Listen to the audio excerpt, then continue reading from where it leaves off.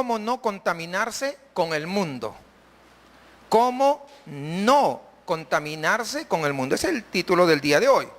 Hoy vamos a terminar el capítulo 5 de Primera de Corintios y tenemos que recordar que aunque nosotros no debemos aislarnos del mundo, porque no es imposible, ni modo que nos vayamos a Marte, ¿verdad? No podemos aislarnos del mundo. Sin embargo, como iglesia debemos estar limpios del sistema del mundo que nos rodea, apartados para Dios, de tal manera que podamos ser usados también por Dios, ¿no? Este capítulo 5 nos habla acerca de mantener limpia la congregación.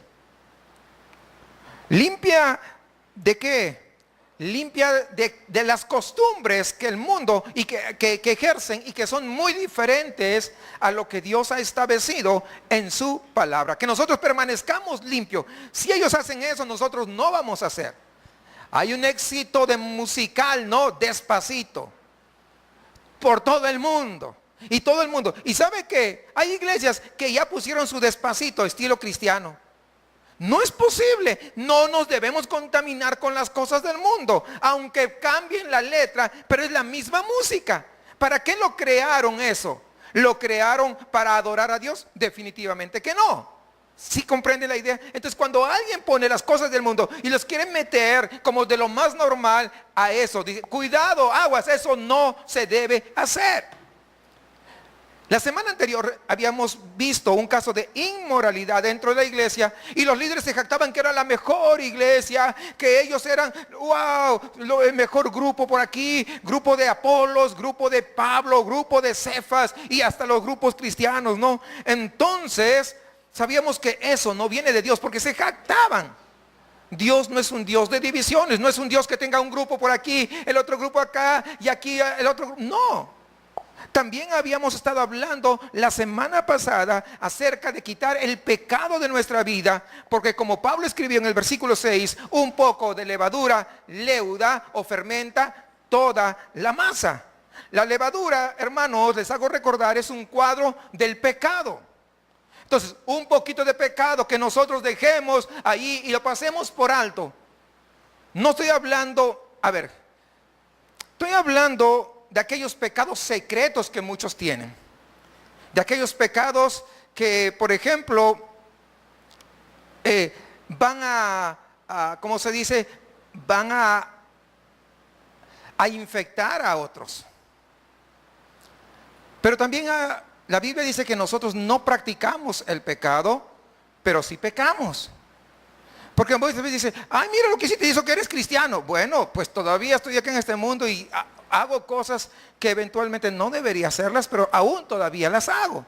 Eventualmente puede ser que se me salga lo del carácter y conteste un poco subidito de tono, pero no debería ser así. Debería ser manso y humilde, pero eventualmente podría ser que salga así. ¿Sí me comprenden? Pero por ejemplo, estoy hablando de esas cosas que eventualmente salen.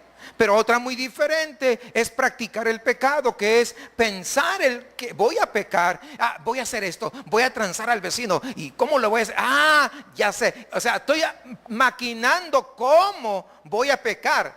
Eso es practicar el pecado. El cristiano no practicamos el pecado, pero sí pecamos eventualmente. Cuando digo eventualmente es todos los días, a cada rato, ¿verdad que no? Es eventualmente, ¿no? Si nosotros pecamos. Entonces, sin embargo, este joven, miembro de la congregación en Corinto, él estaba pecando, él era como una porción de levadura. Ese es el paralelo que hace el apóstol Pablo. Y entonces, como un poco de levadura, estaba contaminando todo el pan completo. ¿Cuál era el pan completo? Pues la congregación lo estaba contaminando. Era como un cáncer en un cuerpo, ¿no? Un pedacito de cáncer. No pasa nada. ¿Dicen eso? ¿Dicen eso? Si usted va al doctor y le detectan, oye, ¿sabes qué? Tiene un tumorcito de cáncer bien pequeñito. Usted dice, doctor, no pasa nada. ¿Así le dice o no? ¿Qué le dice?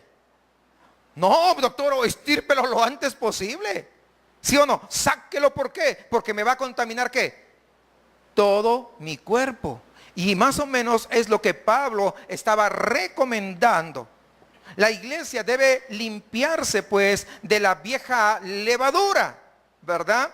Las cosas que pertenecían pues a nuestra antigua vida, la antigua forma de que éramos, porque todos éramos feos.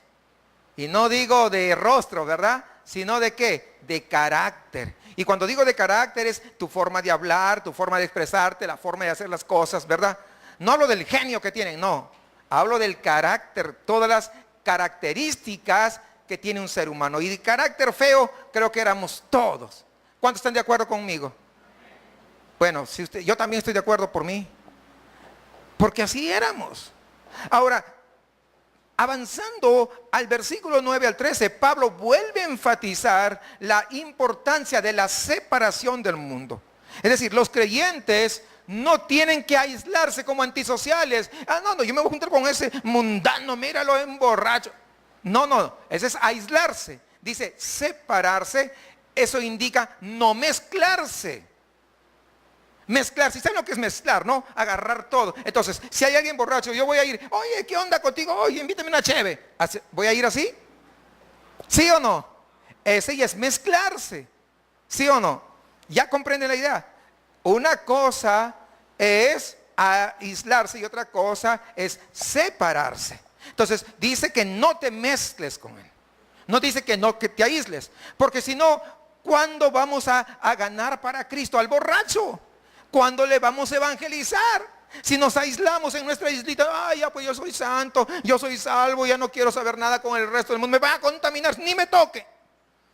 ¿Usted se imagina cuándo vamos a tener la chance de poder evangelizarle, de poder mostrarle, de repente aún sin hablar, pero con nuestro comportamiento, cómo es un cristiano, cómo es una cristiana? Por eso quiero establecer, bien claro.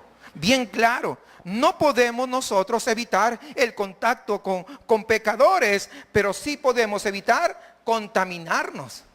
Por ejemplo, pues los que somos pobres vamos en camión, ¿sí o no? Vamos en camión y en medio de pecadores, ¿sí o no? Imagínense, yo tendría que decir, hágame un camioncito especial porque yo no me mezclo con pecadores. Sería ilógico. ¿Sí me comprende? Yo no me mezclo con alguien que no es cristiano. Y muchas veces te vas con cristianoides, que de cristianos no tienen nada, solamente porque van a una iglesia. No, mis amados hermanos. No, tenemos que despojarnos de esta, me permiten la palabra, esa estupidez que a veces hemos metido en nuestro cerebro. Nosotros, la gente de afuera necesita de nosotros, que nosotros nos acerquemos, no mezclándonos, pero sí acercándonos para llevarles el evangelio de Jesucristo. Pero también dice la Biblia que debemos despojarnos de toda malicia y la maldad para reemplazarlas con sinceridad y con verdad. Nada ganamos con intentar corregir la moral de alguien de afuera. Nada, mis hermanos. Perdemos el tiempo. En lugar de, cuando nosotros tratamos de corregir, mira ese, que se ha creído, que no sé qué, que no sé cuánto. No puedes hacer nada por ellos. Tu labor, ¿sabes cuál es? Tu labor es dentro de la iglesia, porque las cosas de adentro sí las podemos juzgar. Aquí sí tenemos autoridad de parte de Dios como iglesia. Afuera no lo tenemos. Ahora, otra cosa que tienes que acordarte, ¿sabes cuál es? Que la gente de afuera no, escúchame bien, no necesita una corrección moral. Lo que ellos necesitan es a Cristo para que sus vidas cambien. No necesita que le esté dando cogotazos. Si usted tiene un hijo, por ejemplo, o tiene su esposo, no dice, oye, ven a la iglesia, que no sé qué, mira, que no. Porque eres un borracho. Bueno, es su naturaleza. Lo que tenemos que predicar es el evangelio. Tenemos que mostrarle a Cristo con nuestra manera de ser, con nuestro testimonio y hablarle de la palabra, pero no para imponerle, pero nuestra vida tiene que reflejar a Cristo. Eso es lo valioso. Ellos necesitan que le prediquemos el evangelio bíblicamente, ya que sin una conversión, hermanos, jamás podrán ni siquiera aspirar a la corrección. No van a cambiar la gente de afuera. Al igual que a veces hay personas dentro de la iglesia que se les dice, y uno piensa que es cristiano, y cuando tú le vas y le exhortas, cuando dice, hermano, ¿sabe que estas no están bien? Debería cambiar para esto. Entonces, no, agarran y se van. Lo que significa, si no cambia, si no atiende a la disciplina correctiva que se le va a dar, significa que probablemente no era. Porque los de afuera no cambian. Y si hay alguien que dice que es cristiano y no cambia cuando uno lo corrige, cuando uno se acerca, cuando uno lo procura, ¿verdad?, llevarle al camino del evangelio, entonces, ¿quién rechaza? El cristiano no rechaza las cosas de Dios, sino aquel que no ha conocido al Señor. Entonces, nosotros como iglesia no estamos autorizados por Dios para juzgar a la gente de afuera, ni condenar a nadie que está fuera de la fe. A nadie. El juicio es futuro y de eso se ocupará ¿quién? Dios, no nosotros. Imagínense ustedes el siguiente cuadro. Hermanos, que me da pena venir a la iglesia. ¿Por qué? Es que mi hijo pues está haciendo cosas tremendas allá. ¿Pero usted lo está haciendo? No, mi hijo. ¿Y? Pero es que no quiero porque, ¿qué van a decir? Que es un pecador y por eso está haciendo cosas de pecadores. Nada más. ¿Sí me comprende? No estamos para juzgar. No, hermanos, no. ¿Está haciendo qué cosa? Las cosas de un pecador. ¿Sí? ¿Van comprendiendo? ¿Queda claro eso? Esa es la postura de nosotros, o debería ser siempre la postura. No juzgar a los de afuera. Ahora sí vamos sobre la lectura. Versículo 9 y 10. Os he escrito por carta que no os juntéis con los fornicarios. No absolutamente con los fornicarios de este mundo, o con los avaros, o con los ladrones, o con los idólatras, pues en tal caso os sería necesario salir del mundo. Aparentemente, la forma como le está expresando el apóstol Pablo, da la impresión de que él ya había escrito anteriormente, aunque dice Primera de Corintios, ¿verdad? Ha habido una carta perdida que ya el apóstol había mandado y le estaba advirtiendo sobre la inmoralidad sexual. Les había advertido a no juntarse con los fornicarios. Pero a ellos, como lo pareciera que lo habían interpretado bastante mal, o tal vez simplemente ellos habían querido ignorar lo que Pablo les había escrito. Cuando Pablo les dijo que evitaran que a la gente que practicara inmoralidad sexual, lo que hicieron pues es seguir su advertencia, pero de manera exagerada. No, entonces ya no me junto contigo. No, más allá, porque tú eres un inmoral. Y déjeme decirle que el día de hoy todavía hay gente así. Hay gente así. Si nosotros hiciéramos una encuesta entre los jóvenes que están estudiando en la escuela, hablamos de preparatoria y universidad, ¿saben qué? El porcentaje sería altísimo de todos los fornicarios. Entonces tendríamos que salir, pues, ¿verdad? O sea, imagínense, ¿con quién nos rodeamos? ¿Se dan cuenta que muchas veces tenemos un concepto equivocado? Cuando lo que tenemos que hacer es acercarnos para mostrarles cuál es el evangelio de Jesucristo.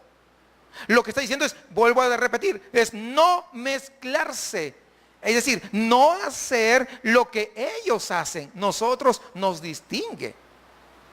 Somos diferentes, somos la luz del mundo. Quizá gente de Corinto pensaron que debían de repente llevar las instrucciones de Pablo hasta el extremo de no tener contacto social, de no hacer negocios con ellos, contra todos los que habían incurrido en contra del sexto mandamiento. ¿Y saben qué? Eso sería una prohibición ridícula. Y nosotros vemos los escritos de Pablo, ninguna ridiculez hemos visto en ninguna de las cartas que él ha escrito. Por otro lado, no fue Pablo solamente, sino que él fue inspirado por el Espíritu Santo de Dios. La ciudad, como les había dicho, el contexto es que esta ciudad de Corinto estaba llenos de quebrantadores del sexto mandamiento, como pasa en cualquier lugar, en la actualidad, en cualquier metrópoli, en cualquier ciudad. Acá mismo en Monterrey hay muchísimos. Entonces, ¿qué hubiera pasado con los hermanos de la iglesia de Corinto? Pues se tuvieran tenido que mudar de ciudad, crear su propia ciudad, solitos, ¿verdad? Para que no estén en medio, ¿no? Entonces, así hubieran cumplido al pie de la letra esta prohibición. El mandato de no juntarse con fornicarios no se trata de salir del mundo. Es obvio que ellos no necesitan. ¿Por qué entran en esas relaciones sexuales ilícitas? Porque es la naturaleza del hombre. Porque todavía son pecadores. Es obvio que ellos no habían hecho caso al mandamiento, puesto que también seguían permitiendo que un muchacho tuviera relaciones con su madrastra. Entonces ellos habían malinterpretado esta ordenanza que Pablo les había mandado. Ellos querían, pues, por un lado, ir a un extremo o ir al otro extremo. Unos decían, no pasa nada. Ya sabe el muchacho, ¿no? Mira, no pasa nada, dicen los muchachos ahora, ¿verdad? Y al otro extremo, los otros que decían, no, pues hay que separarnos de todo, no. Entonces, ¿qué hace Pablo? Pablo está viendo una desobediencia de un extremo y otros que se fueron al otro extremo. Entonces, viendo la desobediencia de la gente de Corinto, uno podía intuir que probablemente ellos casi adrede rechazaron lo que el apóstol Pablo había instruido. Pero no era lo que el apóstol Pablo había dicho que hicieran, sino que debían mantener la iglesia limpia de aquellos que se denominaban cristianos, pero todavía seguían con prácticas sexuales ilícitas. Si hay alguien, fíjese, no podemos nadie decir que dentro de la iglesia no habrá una situación como estas. Pero ¿cuál es la diferencia? Un cristiano puede pecar, les dije, sí, eventualmente. Nosotros somos débiles, somos carne y estamos propensos a pecar. Y podría eventualmente presentarse una situación así. Entonces, ¿qué se debe hacer? ¿De inmediato lo agarramos y le damos una patada para que se vaya? No, tenemos que primero hablar con él, ayudarle para que se levante, para que se restaure y se arrepienta. Pero si no ocurriera, ¿verdad? Llevamos todo el proceso que tiene que hacerse, hay varios pasos, ¿no? Entonces, si no se ocurre así, entonces recién es, ¿sabes qué? No puede ser parte de esta congregación. Recién, para mantener la iglesia limpia. Pero si la persona reconoce su pecado, se arrepiente y vemos que hay esas muestras de arrepentimiento, porque si las hay, ¿verdad? Evidentemente uno lo ve. Entonces, además, no solamente lo ves, sino que el Espíritu Santo que mora dentro de nosotros nos da testimonio que una persona sí se arrepintió o no se arrepintió. Como dicen ustedes, le vale. Sí, se lo sabemos. No tenemos que ser demasiado sabios, no tenemos que tener todos los dones espirituales, no tenemos que tener una voz del cielo que nos diga, mira ese. No. Tenemos la capacidad de poder hacerlo porque el Espíritu Santo mora dentro de nosotros. Recuerda, hermanos, que lo que contamina está en el corazón. Es lo que dijo en Marcos capítulo 7, dice, Marcos 7:20, decía que lo que del hombre sale, eso contamina al hombre, porque de dentro del corazón de los hombres salen los malos pensamientos, salen los adulterios, salen las fornicaciones, salen los homicidios, salen los hurtos, salen las avaricias, salen las maldades, el engaño, la lascivia, la envidia, la maledicencia, la soberbia, la insensatez. Todas estas maldades de dentro salen y contaminan al hombre. Y este pasaje pues está en el contexto de las cosas que se comen y cómo los judíos ponían a veces más énfasis a las tradiciones que a lo que había en el corazón. Querían cumplir una tradición en lugar de estar viendo lo que había en el corazón de cada quien. Pero acá el Señor nos enseña qué es lo que contamina. Lo que contamina no son las apariencias, lo que contamina es lo que del hombre sale. Cuando alguien dice, ay, ¿por qué engañaste a tu esposa? Ay, es que no lo quería hacer. No es que no lo querías hacer, lo querías hacer definitivamente. Lo único que no habías tenido la oportunidad. Y cuando tuviste la oportunidad, la primera oportunidad, le engañaste a la esposa. Entonces tenemos que ser sinceros. Porque, es que no lo quise hacer, ¿sabe qué? Lo único que estás tratando de ser un hipócrita. ¿Por qué? Porque uno no peca. Tú no vas por la calle de Monterrey, por la Macroplaza, y te encuentras a una chica y le dices, oye, ¿quieres tener sexo conmigo? ¿Verdad que no? No funciona así. Tiene que haber un feeling entre los dos, un tiempo que se conozcan, etcétera. ¿Verdad que sí o no? Entonces, las caídas que se dan no es de la noche a la mañana. ¿Sí captan la idea? Es porque ya estaba ¿dónde? Dentro del corazón. Lo único que faltaba es llegar al acto. O sea, cuando tú cometes un pecado así, sabes que ya estaba en tu corazón. Estoy hablando de ese pecado porque este es el contexto del que estamos hablando, pero eso aplíquele a cualquier otro pecado. Una persona con un corazón sucio, aunque lo lleven a Alaska, allá al Polo Norte donde no hay nada, ¿saben qué? Aislado, ¿saben qué? El ambiente más puro, más limpio y santo, siempre va a encontrar la forma de pecar. Porque de repente no tiene a una mujer, está solito, pero como sus pensamientos van a volar. Y ya va a estar pecando. ¿Sí comprende? O sea, depende de qué, del corazón. Y el hombre, nadie puede cambiar su corazón a menos que el Espíritu Santo de Dios lo cambie cuando se pone su fe en Cristo y cuando se arrepiente. Pero un creyente que ha sido dispuesto su corazón para Dios y se ha limpiado de la vieja levadura, hermanos, podremos andar en medio de impíos, ¿verdad? Sirviéndoles, testificándoles, ¿verdad? Para que se arrepientan, siempre siguiendo el ejemplo del Señor. Algunos que trabajan, por ejemplo, aquí en el otro cerro, no en el cerro nuestro, en el cerro de al frente, ¿verdad? Pueden trabajar con gente de mucho dinero y todo lo demás. Son impíos la gran mayoría. Y ellos hacen cosas y dicen cosas, pero nosotros no nos contaminamos. ¿Sí comprende? No nos contaminamos. Nosotros seguimos siendo y debemos seguir siendo ¿qué? Esa sal de la tierra. Ellos no necesitan, no se dan cuenta. Son como la mujer samaritana que no se daba cuenta que necesitaban del agua viva. No se daba cuenta la mujer, ellos tampoco se dan cuenta. Pero usted siga siendo ejemplo y verá que un día le va a decir, oye, a ti te veo diferente, no sé qué, y comienza, ¿no? Y usted ahí donde viene, es que Cristo me cambió. Fíjese lo que dice Lucas, capítulo 5, versículo 30 al 32, dice, y los escribas y los fariseos murmuraban contra los discípulos diciendo, ¿por qué coméis y bebéis con publicanos y pecadores? Respondiendo Jesús les dijo, los que están sanos no tienen necesidad de médico, sino los enfermos. No he venido a llamar a los justos, sino a pecadores al arrepentimiento. Es verdad que nosotros debemos tener cuidado donde nosotros vamos.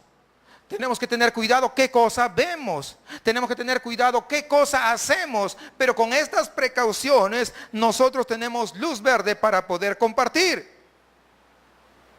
¿Sí me entiende? Imagínense, no, yo voy a predicar dentro del antro. Pues los borrachos no te van a escuchar. Y te podrían burlar. O te pueden agarrar un botellazo. Algunos digan, sí, a ver, aleluya, a ver, dinos. Y se van a burlar. No van a comprender nada del evangelio. Entonces es algo ilógico ir a predicar ahí. ¿Sí me comprende? No está en sus sentidos, en sus cabales completos. Pero no significa que no me voy a poder juntar con alguien que sé que es alcohólico y el día que no tomó, ahí me voy y me presento y estoy ahí compartiendo con él. Tenemos que saber tener sabiduría. Y por ejemplo, ¿qué tipo de personas había en la ciudad de Corinto? Dice que había fornicarios, había avaros, había ladrones, había idólatras. ¿No sería Monterrey? ¿Verdad? Casi la descripción de Monterrey lo podemos ver acá. Eran gente que asistía pues a los cultos de Afrodita. Ellos tenían relaciones sexuales con prostitutas porque contrataban prostitutas ahí en el templo, ¿verdad? Eran personas con grandes empresas, eran gente con mucho dinero y ellos siempre querían más y más. Había usureros, había traficantes, había estafadores que robaban y hacían negocios injustos. Dígame, ¿qué de eso no hay acá en Monterrey? ¿Se dan cuenta? Casi, yo digo, ¿no? Eran participantes pues de los cultos paganos, eran participantes de las supersticiones y siempre se inclinaban delante de las imágenes para poder rezarles. Dígame, ¿qué no hay acá en Monterrey de eso? Usted podría decir, wow, qué gente tan perversa. Pero ¿sabe qué? En lugar de decir qué gente tan perversa, qué gente tan mala, qué gente pues, que se van camino al infierno, usted diga, pobres.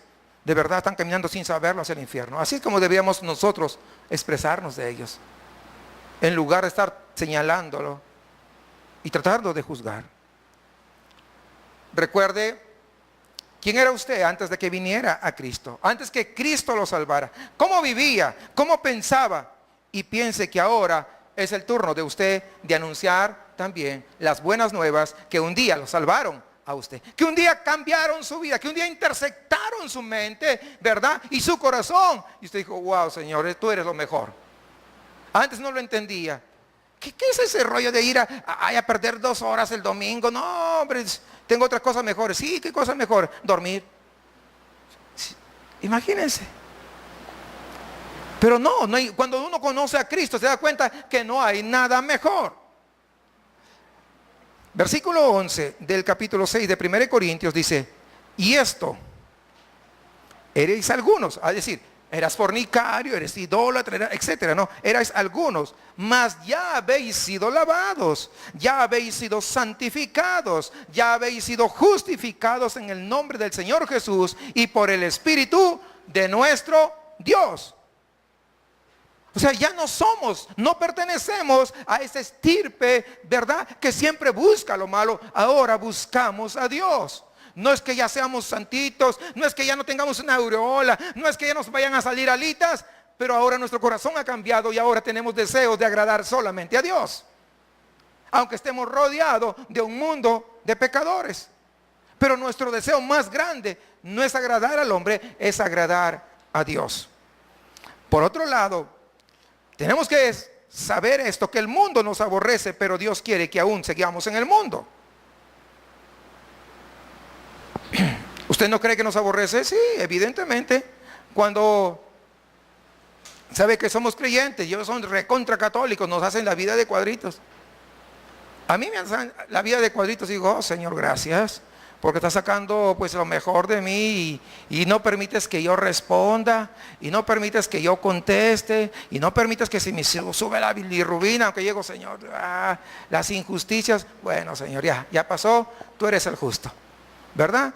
Entonces, fíjense lo que dice Juan 17:14, hablando de esto. Yo les he dado tu palabra y el mundo los aborreció. ¿Por qué? ¿Por qué? Porque no son del mundo, como tampoco yo soy del mundo. No ruego que los quites del mundo, sino que los guardes del mal. No son del mundo, como tampoco yo soy del mundo. Entonces debemos entender que no debemos participar con la gente de este mundo en ese estilo pecaminoso del cual ya Cristo nos ha limpiado, nos ha sacado, nos ha salvado, ¿verdad? Y nos sigue limpiando. ¿Cuándo? Cada día, diariamente, en ese proceso que se llama santificación. Pero sí debemos estar en el mundo, ¿sabe para qué? Con un propósito. ¿Cuál es? La predicación del Evangelio. Esa es la razón por la que estamos en este mundo. Es la razón por la que estamos aquí. Dice Efesios 5:6 al 12, dice, nadie os engañe con palabras vanas. Por estas cosas viene la ira de Dios sobre los hijos de desobediencia. No seáis pues partícipes con ellos. Fíjese usted. O sea, alguien viene, te canta bonito y te dice cosas bonitas. Hermanos, en varias oportunidades han ido a las casas de hermanos de esta congregación y le han dicho, mira, no, si tú vienes con nosotros, tú vas, es más, ya tenemos un puesto para ti. Fíjense, para llevárselos. Y comenzaron a darle promesas bonitas.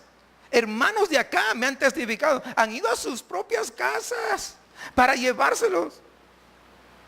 Y ahí, acá dice, no, nadie os engañe con palabras vanas, porque por estas cosas viene la ira de Dios. ¿Sobre quiénes? Sobre los hijos de desobediencia. No seáis pues partícipes con ellos, porque en otro tiempo, no ahora, sino en otro tiempo, erais tinieblas, mas ahora sois luz en el Señor. Andad como hijos de luz, porque el fruto del Espíritu es en toda bondad, justicia y verdad, comprobando lo que es agradable al Señor, y no participéis en las obras infructuosas de las tinieblas, sino más bien reprenderlas, porque vergonzoso es aún hablar de lo que ellos hacen en secreto. ¿Qué hacen? Pues quién sabe. Podíamos nosotros pensar tantas cosas. Sabemos de hecho que hacen muchas cosas. No estamos para hablar de ellos. Mejor sigamos acá, ¿verdad? Hablando de 1 Corintios. Y vamos al versículo 11 del capítulo 5, que es el que estamos desarrollando. La iglesia es nuestro cuartel de operaciones, quiero que sepa. Desde acá es donde salimos para todos lados. Dice, más bien os escribí que no os juntéis con ninguno que llamándose hermano fuere fornicario, o avaro, o idólatra, o maldiciente, o borracho, o ladrón. Con el tal, ni aún comáis. Porque algunos van y dicen, no pasa nada, es el hermanito que, o sea, estás diciendo que su borrachera, estás diciendo que su pecado, todos los pecados que me están de lo más bien, no pasa nada, no te preocupes. Es lo que estamos diciendo. Es decir, ¿verdad? Lo que está diciendo aquí es, no seas un pasalón. Con alguien que es cristiano, pero al de afuera, ¿qué le puedes decir? Al de afuera no le vamos a acusar, pero el que está acá, mira, si tú quieres tienes que decidirte, tú eres cristiano, porque si eres cristiano tú tienes que vivir de acuerdo a lo que Dios ha estipulado. Pero si tú sigues practicando esas cosas, no, tú no tienes, todavía te falta para ser cristiano, te falta para ser salvo. Entonces aquí viene la gran diferencia. Alguno que llamándose hermano, es decir, dentro de la iglesia nosotros no debemos tolerar estilos de vidas pecaminosas. Es un estilo de vida. No tenemos ninguna autoridad para decirle nada a la gente que está afuera.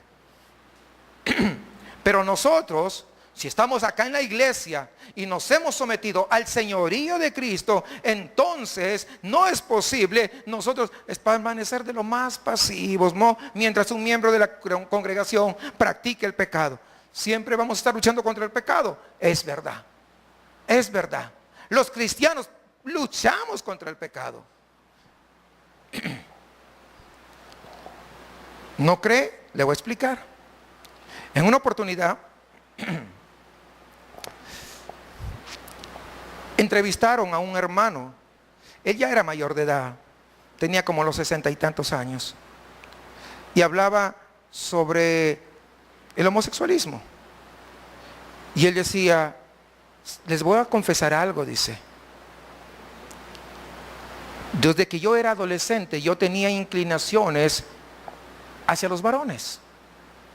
Me gustaban los varones. Pero ¿saben qué? Por amor a Cristo es que yo no dejé que esos deseos de mi carne fueran y me ganaran. Y sometí mi carne al señorío de Cristo. No es que no los tenga, he batallado, pero por amor a Cristo yo he hecho la diferencia. Pero cuando alguien no ama a Cristo, cuando alguien no es cristiano, yo tengo deseos, bueno, lo voy a hacer, y me despilfarro por allá. ¿Sí me entienden la diferencia entre uno que hace lo que se le viene al antojo de la carne, mientras hay otro que retiene? ¿Por qué? Por amor, ¿a quién? A Cristo. Y dice, Señor, ayúdame por favor, ayúdame por favor. No significa que los que practican una vida como esa, yo no me voy a juntar con eso. No, al contrario. Ven. Si captan la idea, ven. Vamos a mostrarte el evangelio. No, es que yo estuve en una iglesia que no sé qué y que no sé cuánto. Pero fíjate, este es el evangelio. Nosotros tenemos que tener un comportamiento ¿de qué? ¿De señalamiento? ¿De juzgar? No. Ven, te voy a mostrar el evangelio. No solamente con la Biblia, con mi vida. Con mi vida. Mire, cuántos años este hermano estuvo en esa batalla. Y dijo, eventualmente me vienen esos pensamientos, pero es allá donde me aferro a la cruz de Cristo.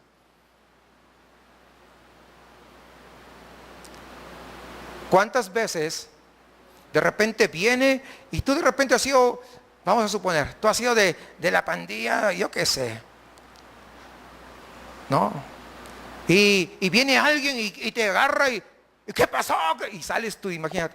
Pero por amor a Cristo, Señor, ayúdame a no dar un mal testimonio tuyo. Ahora, no es que tú eres tan, mire que yo no le hice nada. No, es que Dios te dio la fortaleza para que no respondieras. Es Dios.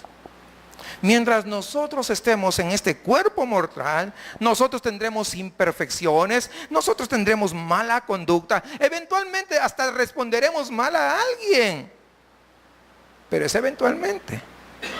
Debemos entonces estar sometidos los unos a los otros en el temor de Dios. Es lo que dice Efesios 5:21. Someteos unos a otros en el temor de Dios. Esto significa que nos apoyamos, pero también que nos corregimos unos a otros cuando es necesario. Es lo que nos está diciendo este versículo. Para esto sirve la iglesia. Imagínense entonces, alguien que no viene. No, yo estoy en mi casa bien, me dijo una vez alguien. No, yo tengo una relación muy grande con Dios. No necesito ir a la iglesia, me dijo. No, estaba evangelizando. Vive por allá por Revolución. Ay, no le voy a decir por dónde más exacto, pero dijo, no, yo no necesito ir a la iglesia, me dijo. Yo estoy bien así, porque todas las iglesias son unos hipócritas, me dijo. Así. Y yo le dije, ¿en serio? Pero ¿cómo va a tener esa convivencia? ¿Cómo va a mostrar su amor al prójimo? ¿Cómo va a usted justamente este versículo que acabamos de leer? ¿Cómo se va a someter unos a otros en el temor de Dios? Si esto es para la iglesia, ¿cómo va a ocurrir eso? ¿Cómo va a ser instruida usted? ¿Usted es pastor, maestro? Pues necesita ser un pastor o maestro. Para eso Dios puso pastores y maestros. Y si es pastor, pues para empezar estaría mal, porque usted es mujer. Hay pastores hombres, no pastores mujeres. No, pero cada quien, cuando me dijo, cada quien busca como, bueno, entonces, bueno, pues, no puedo luchar, no puedo hacer, estoy tratando de explicar las cosas. Pero a veces las personas creen que es así. ¿Dónde vamos a mostrar nuestro carácter? ¿Dónde vamos a mostrar nuestro carácter de perdón? ¿No es acá justamente? En esa convivencia que tenemos todos nosotros como una sola iglesia, como un solo cuerpo de Cristo. Para esto sirve la iglesia. Donde todos de acuerdo nos vamos limpiando unos a otros y preparándonos para seguir trabajando en esta gran empresa que se llama el reino de Cristo. Dice Efesios 4:15 al 16, sino que siguiendo la verdad en amor, crezcamos en todo. Fíjese usted, ¿crezcamos en qué?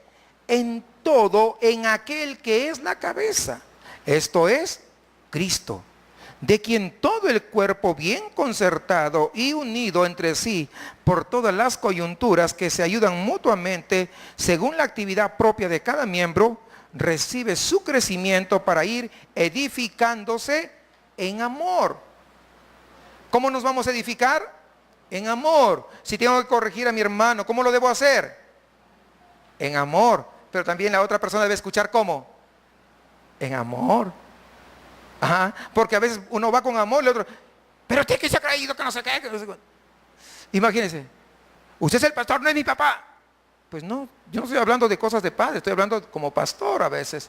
Y me ha pasado, ¿no? Pero los seguimos amando. Aunque algunos ya no están acá en la congregación, los amamos. Entonces, pero cuando alguien ve, ¿verdad? Viene y así descaradamente anda metido en una situación de pecado y que todo el mundo lo sabe, hasta la colonia completa sabe lo que está haciendo y no se quiere corregir, entonces nosotros, ¿sabes qué? No podemos juntarnos contigo. Te hemos exhortado, te hemos llamado a la reflexión, estamos haciendo los pasos necesarios, pero si no quieres. La iglesia está compuesta por fieles al Señor. No perfectos, pero sí fieles. Fieles a Dios aún en su imperfección. Los que han reconocido justamente esa necesidad de Dios, que nos hemos arrepentido, que hemos puesto nuestra fe en Jesucristo como nuestro Salvador para perdón de nuestros pecados y la vida eterna. Es decir, que la iglesia está compuesta por los hijos de Dios, los que han nacido de nuevo. Así es. Es mejor entonces, por lo tanto, que cualquiera que veamos señales de ser un hijo del diablo y que no quiere arrepentirse, que no quiere entender que está mal, que no quiere aceptar la corrección, ¿sabe qué? Pues con tristeza, porque causa tristeza. No nos causa alegría, causa tristeza tener que disciplinar a alguien expulsando de la iglesia. Pero si no se hace eso, ¿sabe qué? Es una levadura que puede fermentar a todo el pan. Que puede, si dejamos ese pecado sin disciplinar, ¿qué va a suceder? Va a contaminar a toda la iglesia. Y después ya no habrá uno. Como dice, manzana podrida, ¿qué pasa? ¿Qué pasa? ¿No lo saben? Echa a perder a las demás, ¿verdad? Claro. Eso fue, fíjense, esto no lo inventaron ustedes tampoco. Acá está. Siempre la iglesia tiene que cuidarse, hermanos. Tiene que cuidarse de estas situaciones a fin de no estar lidiando pues todos los domingos, todos los días, ¿verdad? Con estas situaciones. Entonces hay que disciplinar oportunamente, porque la iglesia tiene muchas otras cosas que hacer, como por ejemplo seguir llevando el evangelio de Cristo para que más personas puedan conocer, ¿no? Nosotros debemos ir e incluso pasar tiempo con estas personas que están sumidas en una vida de pecado. Cuando digo pasar tiempo, no digo, voy a decir un ejemplo.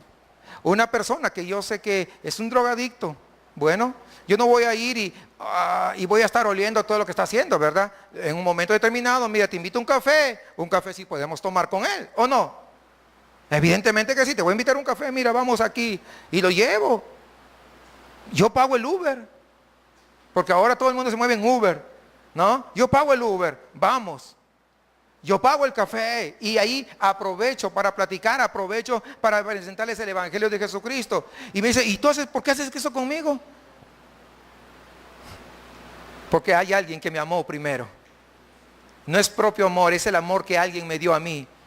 Comparto todo el evangelio, le muestro mi vida. Mira, aquí hay un camino mejor que la droga, porque una vez que pasan los efectos de la droga, simplemente todo eso desaparece. Pero cuando vienes a Cristo, eso permanece para siempre. Pero tengamos claro que ellos viven así, hermanos. La gente de afuera vive así porque no tienen el Espíritu de Dios. Nuestro reto entonces consiste en vivir en medio de esta sociedad, ¿verdad? Siendo una buena influencia con nuestro testimonio para que puedan escuchar el evangelio y vean el fruto de una vida en Cristo Jesús. No solamente es hablar, es mi comportamiento. Es mi forma de ser. Versículos 12 y 13 del capítulo 5. Vamos a entender la diferencia que hay entre los que son de la iglesia y los que no son de la iglesia. Dice, ¿por qué? ¿Qué razón tendría yo para juzgar a los que están fuera? ¿No juzgáis vosotros a los que están dentro? Porque a los que están fuera, Dios los juzgará. Quita pues a ese perverso de entre vosotros. Fíjese las palabras bien fuertes de Pablo. Está hablando de ese muchacho que estaba ahí acostándose con la madrastra. Quita ese perverso. Entonces, juzgar a los de afuera, ¿a quién le corresponde? A Dios. A Dios. No sabemos que los que están sin Cristo pues son hijos de desobediencia. Nunca se van a alinear aunque nosotros querramos. ¿Por qué te asombras cuando tu vecino o tu compañero de trabajo o la persona ahí en la televisión de repente dice palabras vulgares, soeces o hasta profanas? ¿Por qué? ¿Por qué nos ofendemos cuando las personas se van a los bares, a las fiestas, a emborracharse y llegan bien tarde? ¿Por qué nos sorprendemos cuando hay marchas pro homosexualismo y libertinaje sexual? ¿Por qué nos ofendemos? ¿Por qué vemos con menosprecio a los políticos corruptos, a los ladrones de autos, a los vendedores de drogas, a las mujeres que se prostituyen? ¿Por qué? ¿No es esta la naturaleza del hombre sin Cristo? Lógico. Es que ellos no tienen a Cristo, es la razón justamente que necesitan el evangelio. Estas personas se comportan así porque son esclavos del pecado, como también un día lo fuimos nosotros. No debemos más bien nosotros ayudar a ellos porque el el juicio de Dios está sobre ellos, y nosotros mostrándoles el evangelio podría ser que se lleguen a salvar.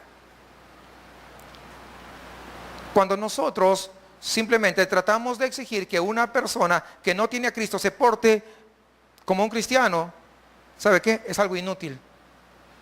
Está perdiendo su tiempo.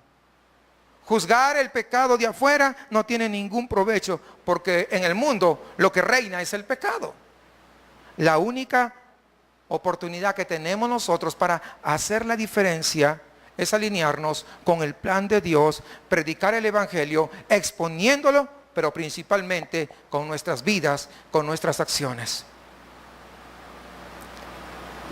A veces me criticaban que a veces iba un borracho o alguien que veía que estaba en estado inconveniente y me pedía una ayuda. No le des para que se emborrache. Le digo, pero quizás esta vez no vaya a emborracharse, quizás esta vez necesite para comer. Pero nosotros estamos propensos a juzgarlos, en lugar de poder mostrar benevolencia como el Rey de Reyes mostró benevolencia con nosotros. A eso somos llamados, hermanos. A eso somos llamados. Sea que vayan a venir a la iglesia o sea que no vayan a venir a la iglesia. Tenemos que exponer el evangelio con nuestras vidas, no solamente con palabras, como dicen acá en México, de lengua me como un taco. Es bien fácil hablar, pero es mucho mejor hacerlo a través de nuestras vidas. Parte de nuestra responsabilidad justamente es esa. Para concluir, sobre este asunto, el apóstol Pablo fue bastante enfático, hermanos, en cuanto a este hombre que estaba en fornella, en fornicación, le dice. Pablo es enfático en que a este hombre tienen que sacarlo de la iglesia. Hay que separarlo de la congregación. No se refiere a la gente del mundo, sino a aquel que se dice cristiano y está practicando el pecado. ¿Por qué?